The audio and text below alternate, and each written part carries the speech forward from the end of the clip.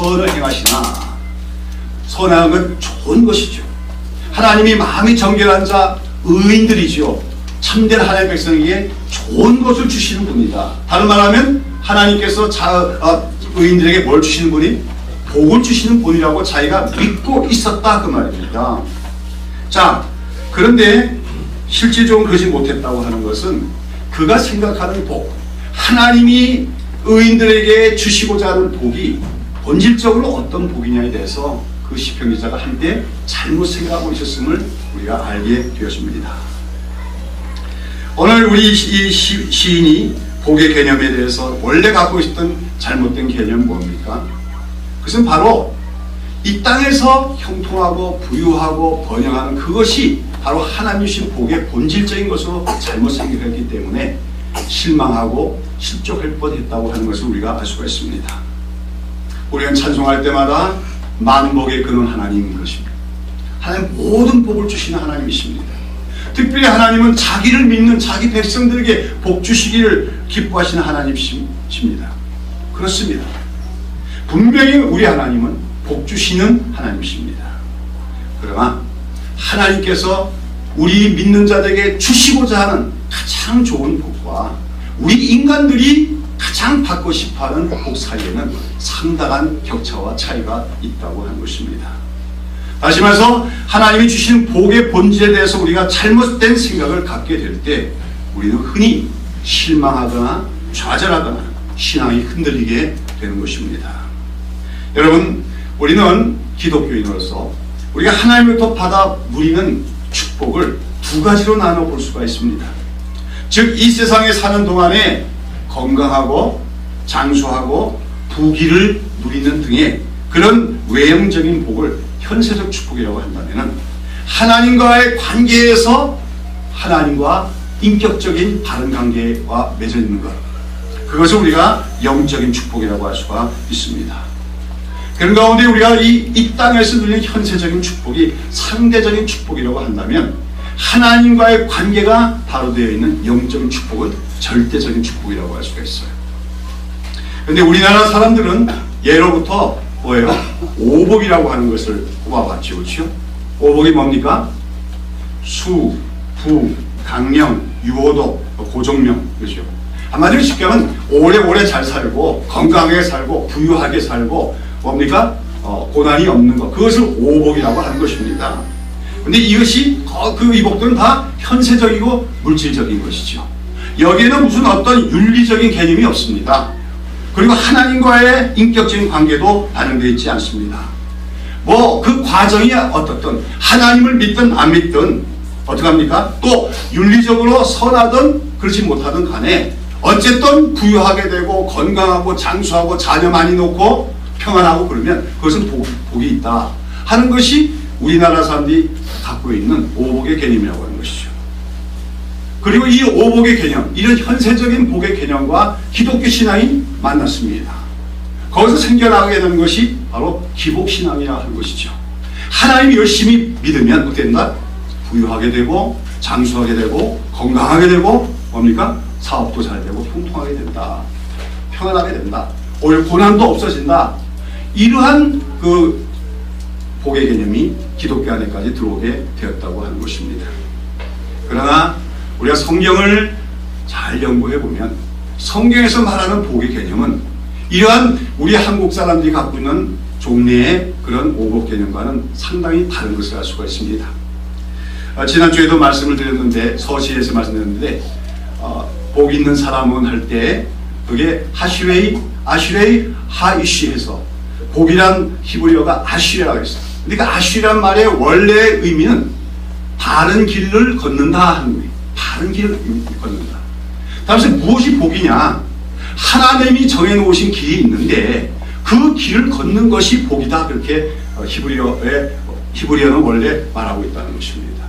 신약 성경도 마찬가지입니다. 우리 산상수 같은 데서 뭡니까? 심령이 가난한 자는 복이 있나니, 의뢰 줄이고 사모하는 자는 복이 있나니, 팔복이 나오지요? 근데 거기 나오는 복이란 말도 히브리어는 마카리오스로서, 이 마카리오스란 말은 원래 하나님과 같은 경지에 도달한 상태 또는 하나님을 닮은 상태를 말합니다. 한마디로 하나님과의 관계성을 얘기하는 거예요. 하나님과 인격적인 관계가 맺어진 관계를 복이라고 얘기하는 것입니다.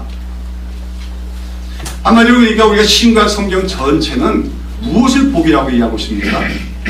하나님과 바른 관계에 서 있고 하나님이 정해놓으신 바른 길을 걸어가는 것이 복이라고 얘기하는 거예요. 내가 그렇게 살 수 있으면 그게 복을 받은 겁니다. 그런데 아까 얘기한 것처럼 우리나라의 오복과 같은 현세적 축복의 개념, 이것이 더 우리가 추구하는 복의 개념이 되어질 때 신앙의 왜곡화가 오게 되어진다고 하는 것입니다. 우리가 그래서 오늘 성경에서 말하는 본질적인 복, 아까도 얘기했지만 하나님과 인격적인 친밀한 관계를 맺고 그 다음에 하나님이 정해놓으신 그 바른 길을 걸어갈 수 있는 그 복이 아니라 세상에서 건강하고 세상에서 부유하고 오래 잘 살고 하는 이런 것들이 더 중요한 복이라고 생각할 때 여기서 복의 개념에 세속화가 온다고 얘기할 수가 있습니다. 여러분, 이 복의 개념이 세속화될 때 그 신앙 자체도 세속화될 수가 없는 거예요. 오늘 우리 한국교회는 심각한 세속화의 길을 걸어가고 있습니다. 세속화는 게 뭐야? 한마디로 교회가 세상과 다를 것이 하나도 없다는 거예요. 오늘 교회가 세상과 다른 거 하나도 없습니다. 세상보다 더 사랑이 많지도 않고요, 세상보다 더 겸손하지도 않고 세상보다 더 의롭지도 못합니다. 세상하고 똑같습니다. 아니, 세상보다 더 악할 때도 있습니다. 왜요? 교회가 세속화되었기 때문에요. 근데 왜 교회가 이렇게 세속화되었는가? 그것은 말씀에서 떠났기 때문이고, 특별히 이 복의 개념이 잘못된 복의 개념이 교회 안에서 들어왔기 때문에, 잘못된 복의 개념이 그 교회에 자리 잡았기 때문에, 결국 복의 개념의 세속화 때문에 교회가 세속화된 것으로 우리는 진단할 수가 있다고 하는 것입니다.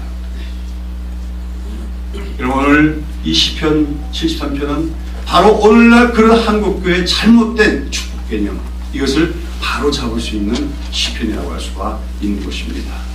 그런데 이런 축복 개념의 세속화의 개념은, 세속화는 오늘날에만 나타난 게 아니에요.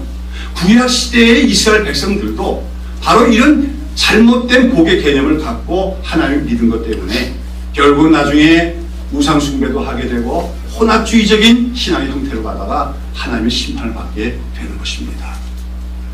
빨리 말하면 오늘 한국교회도 이 잘못된 복의 개념을 갖고 하나님 믿노라고 하다가는 교회가 세속게 되어 갈 것이고 결국은 하나님의 심판을 받을 수밖에 없게 될 것입니다.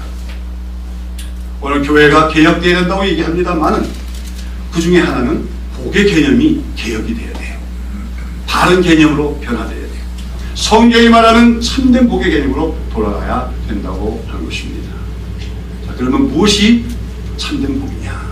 오늘 이 시편 기자는 자신의 경험을 통해서 자신이 한때는 하나님에 대해서 불신하며 회의에 빠지기도 했었지만 마침내 그것을 벗어나서 참된 복이 무엇인가를 깨달았다는 것을 간증하고 있다고 하는 것입니다. 여러분, 오늘 이 시편에 보면 그의 눈에 보이는 현실은 무엇입니까? 한마디로 악인들은 뭐합니까? 복을 누리며 형통하며 잘 사는데 의인들은 도리어 고난단을 당하는 것이 그의 눈에 보이는 바로 불합리한 현실이었습니다. 자, 그가 봤더니 악인들은 어떻습니까? 악인들은 하는 일마다 잘 되더라고 하는 것입니다. 하나님 믿지 않고 교만합니다. 그러면서 연약한 백성들을 억압하고 착취하는 등 나쁜 일만 하는데도 그들은 하나님으로부터 징계를 받기는커녕 잘만 살더라는 거예요. 여러분, 그들의 악인들의 특징이 6절에 잘 나와 있습니다. 6절에 보시면 뭐였습니까? 그러므로 교만이 저희 목걸이요 강포가 저희 입는 옷이며, 교만이 그들의 자랑거리입니다. 그 다음에 강포가 저희 입는 옷이라고 했습니다. 그들은 하나님의 관계에서 하나님의 존재를 인정하지 않고 교만을 떨며 살았습니다. 그리고 다른 사람들과의 관계에서도 힘으로써 다른 사람을 억누르고 처치하는 강포함이 그들의 삶의 특징이었습니다. 그래서 그들은 부유하게 됐지만 그 부유함이 주로 약자들을 짓밟고 억누르고 그걸로써 거둬들인 재물일 때가 많은 것이었습니다.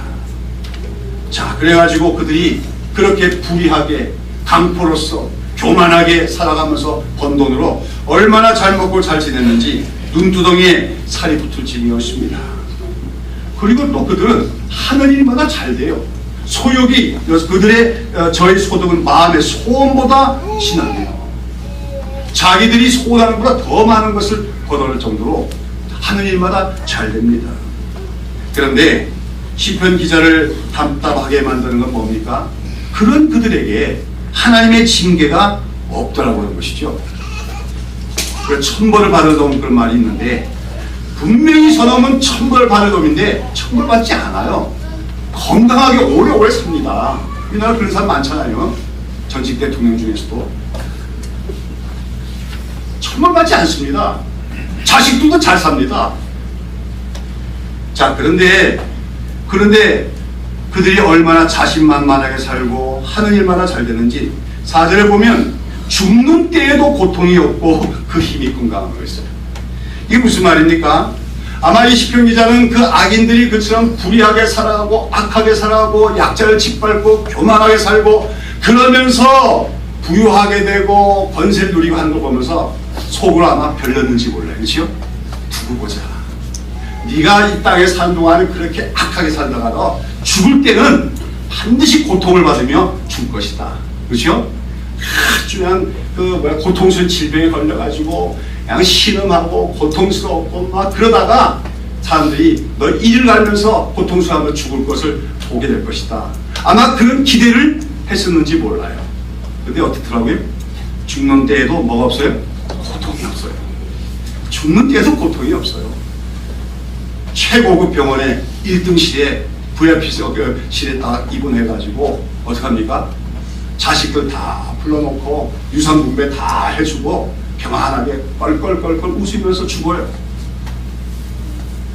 시편 기자 그거 보고 실족할 뻔했다는 겁니다. 하나님이 어디 계시냐? 공의로운 하나님이 어디 있느냐? 의로우신 하나님이 어디 있느냐? 여러분, 세상 현실이 이럴 수 있다는 겁니다. 이럴 때가 있다는 겁니다. 아니, 이럴 때가 더 많다는 겁니다. 그 결과 어떻겠습니까? 그런 속에서 많은 사람들이 가치관에 혼란을 일으키게 되는 것입니다. 쉽게 말해서 하나님 잘 믿을 필요가 뭐 있느냐? 하나님의 뜻대로 산다는 게 무슨 소용이 있느냐? 이런 생각을 하는 사람들이 점점 많아지게 된다는 것입니다. 오늘 10절부터 12절 말씀이 그런 것입니다. 봅시다. 그러므로 그 백성이 이리로 돌아와서 잔에 가득한 물을 다 마시며 말하기를 하나님이 어찌하랴 지극히 높은 자에게 지식이 있으랴 하도다. 그렇죠? 무슨 말입니까? 여기 잔에 가득한 물이란 건 바로 악인들의 삶의 방법, 삶의 방식을 얘기하는 것입니다. 그거를 일반 백성들도 어떡합니까? 아, 그렇게 해야 오히려 잘 살 수 있어.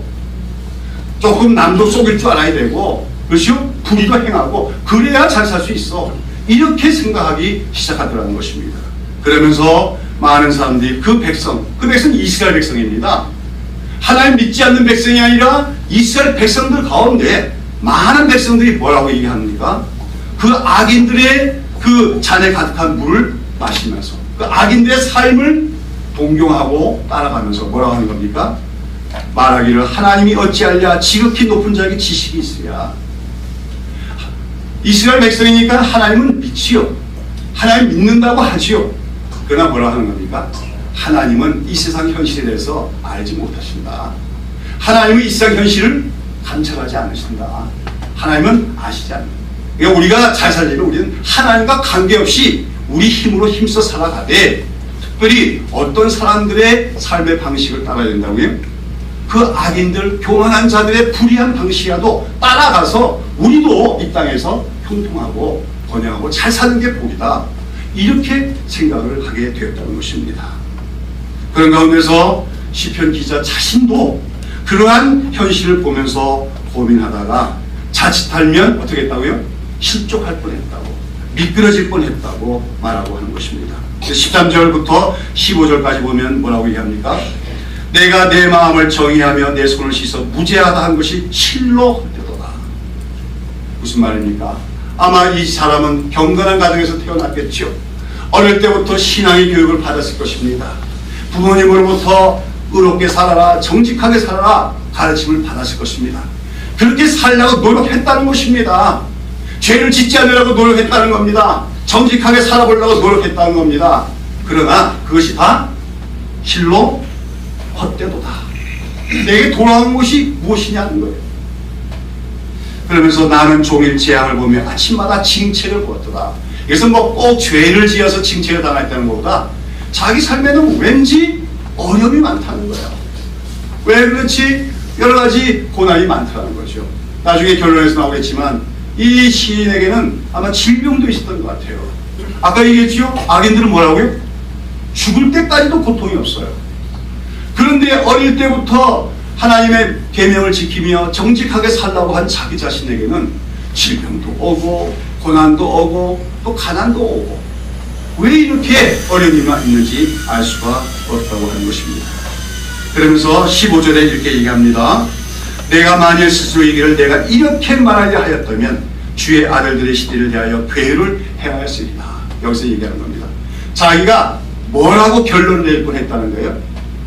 다른 일반 백성들과 마찬가지로 하나님은 세상을 보지 않으신다. 하나님은 의롭지 않으시다고 결론을 내리고 그걸 말로 할 뻔했다고 하는 거예요. 그랬더라면 자기가 여기에 주의 아들들의 시대를 대하여 괴를 행하시는데 주의 아들들의 시대라는 것은 한마디로 경건한 자들의 무리들을 얘기하는 겁니다. 자기가 잘못하면 경건한 자들의 무리에 대해서 괴를